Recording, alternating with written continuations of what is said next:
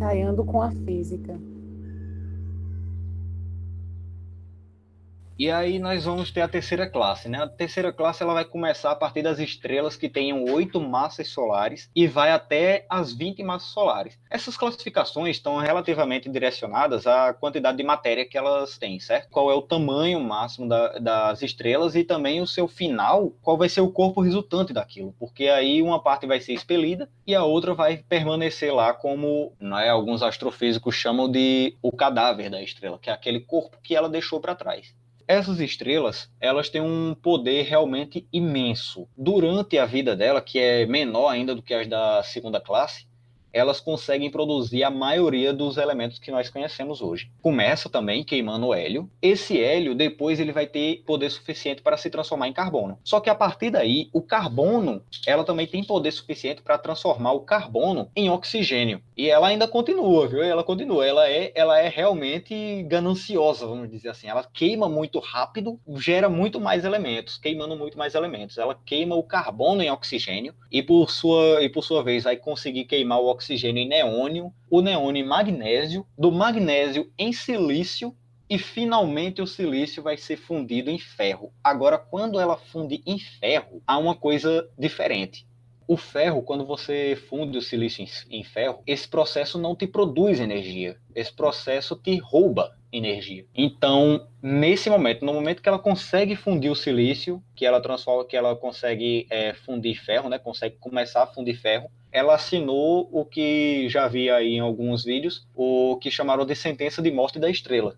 Eu achei até incrível que na hora que ela começa a fundir o ferro, ela tem segundos de vida. Ela não tem mais milhões de anos para poder terminar essa vida. E aí o que acontece? A morte dessa estrela é o que nós chamamos de um dos fenômenos mais lindos e que libera mais energia no nosso universo, que é as chamadas de supernova.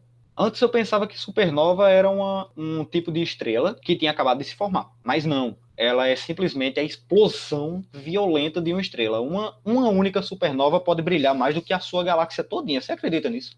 Acredito. Isso é realmente impressionante. Eu já até vi fotos de supernova e é, pô, fantástico demais. Muito lindo, cara. Esse processo ele é tão violento porque é o seguinte, você imagina que tem toda aquela matéria, certo? Toda aquela matéria envolvendo a estrela. Hidrogênio, hélio, silício, carbono, toda aquela matéria, ela simplesmente, a gravidade vence, já que a fusão nuclear perdeu a batalha, né? Já que ele começou a produzir um elemento que rouba energia, ele não está mais produzindo. Então, a única coisa que tem ali de força vai ser a gravidade. E a gravidade vai vencer essa batalha como se fosse num piscar de olhos. Então, o que acontece? Ela simplesmente implode. Toda a matéria que tinha naquela estrela se une no núcleo. Vai de encontro com o núcleo. E esse choque é tão intenso que em pouco tempo, eu acho que pode durar, sei lá, semanas da gente no máximo, a supernova essa estrela vai liberar mais energia do que ela liberou durante todos os seus bilhões de anos de vida.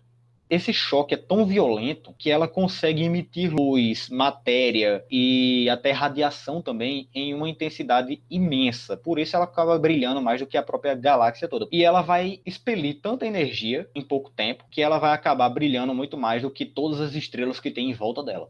Entendi.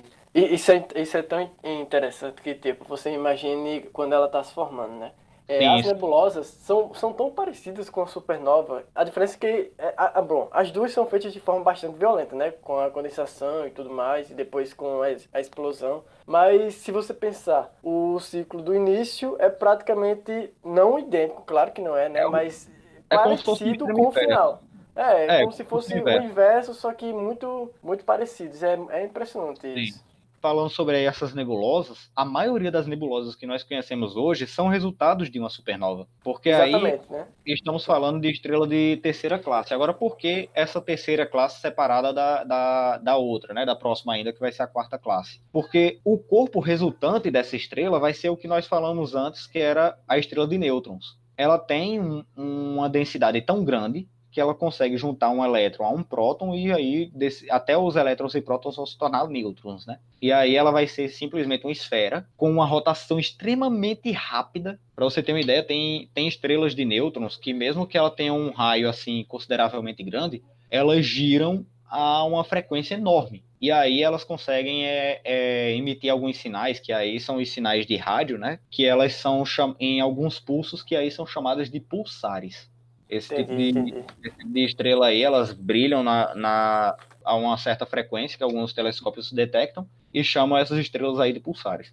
A diferença entre essa estrela de nêutron e a nossa anã branca, né, que é a nossa estrelinha de carbono, é justamente a densidade dela, porque a densidade dela vai ser tão grande, tão imensa, que ela não tem mais uma distinção de qual é o elemento que está ali. Não tem um elemento como o hélio, não tem um neônio, não tem aquele oxigênio. Toda aquela matéria foi convertida totalmente em nêutrons. O que não foi expelido para o universo, é claro, se transformou em nêutrons. Por isso que ela é chamada de estrela de nêutrons. Tô entendendo. A quarta classe vai sofrer basicamente o mesmo processo. São estrelas a partir de 20 massas solares até, sei lá, zilhões de massas solares. Eu não sei qual é o tamanho da maior estrela que tenha, né? A maior massa estelar. Mas essas estrelas, elas são seres imensos, seres enormes. Coisa que é inimaginável para a gente. Coisa que dentro do nosso Sol caberia. Aliás, que dentro dela caberiam milhares do nosso Sol lá dentro.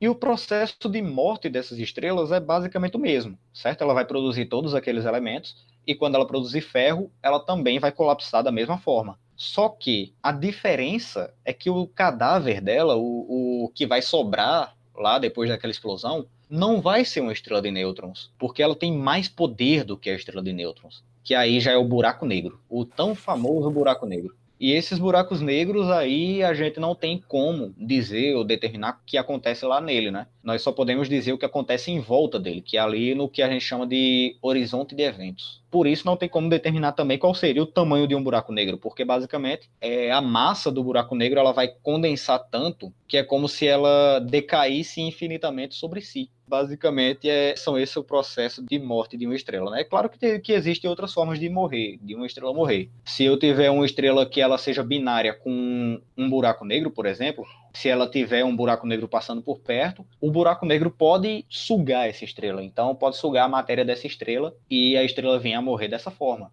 Assim como também uma estrela de nêutron pode conseguir roubar matéria de outra estrela, fazendo ela vir a morrer também dessa forma. Só que aí já não são processos tão violentos quanto esses das supernovas, tá? Tô entendendo.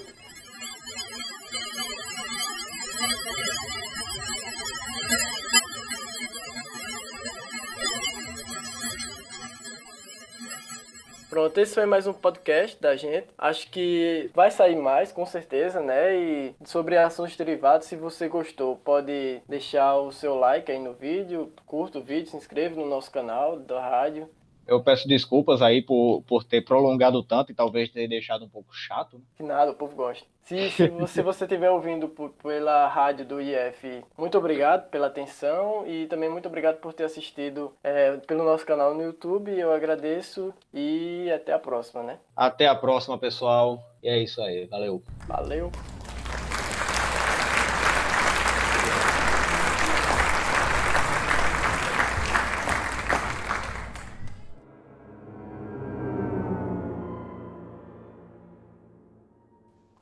Oi, eu sou Thaís. E como o sol, eu nunca vou parar de brilhar. Mas lembre-se que nem sempre a culpa é das estrelas. Não é tão ruim ser redundante. Afinal de contas, toda estrela não é redonda.